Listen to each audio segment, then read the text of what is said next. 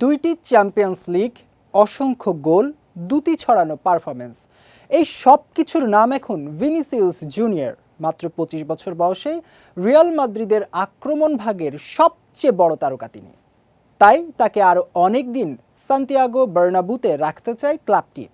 শুরু হয়েছে চুক্তি নবায়নের আলোচনাও, তবে বাধা হয়ে দাঁড়িয়েছে বেতন।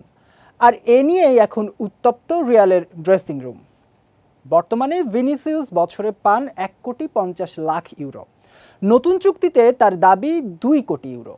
এই বাড়তি ৫০ লাখ ইউরো পেলে রিয়ালের সর্বোচ্চ পারিশ্রমিক পাওয়া খেলোয়াড় হয়ে যাবেন তিনি। আর সেখানেই জন্ম নিচ্ছে বড় এক সংকট। কারণ রিয়ালের ড্রেসিং রুমে আছেন আরও ২ তারকা, কিলিয়ান এমবাপ্পে ও জুট বেলিংহাম। গত মৌসুমে ফরাসি তারকা কিলিয়ান এমবাপ্পে ছিলেন রিয়ালের সর্বোচ্চ গোলদাতা, জিতেছেন লা লিগার পিচিচি ট্রফি। তার বেতনও ভিনির সমান ১,৫০,০০,০০০ ইউরো। ভিনির বেতন বাড়লে এমবাপ্পেও চাইবেন সমান বা বেশি।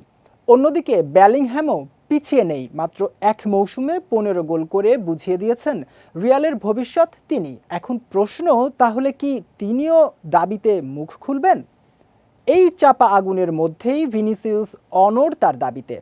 এএস তাদের প্রতিবেদনে জানিয়েছে, সব মিলিয়ে ভিনির কারণে বেতন কাঠামো ভাঙতে চায় না রিয়াল, কিন্তু ভিনিও তার দাবি থেকে সরে আসতে রাজি নন। তাই ভিনিসিউস রিয়াল নতুন চুক্তি নিয়ে আলোচনা ৫ মাস পেরিয়ে গেলেও রয়ে গেছে অনিশ্চয়তা। আর এমন টানাপোড়েনের মধ্যেই ঘোষণা এসেছে, আগামী মৌসুমে রিয়াল মাদ্রিদের ঐতিহ্যবাহী ১০ নম্বর জার্সি পরে মাঠে নামবেন কিলিয়ান এমবাপ্পে।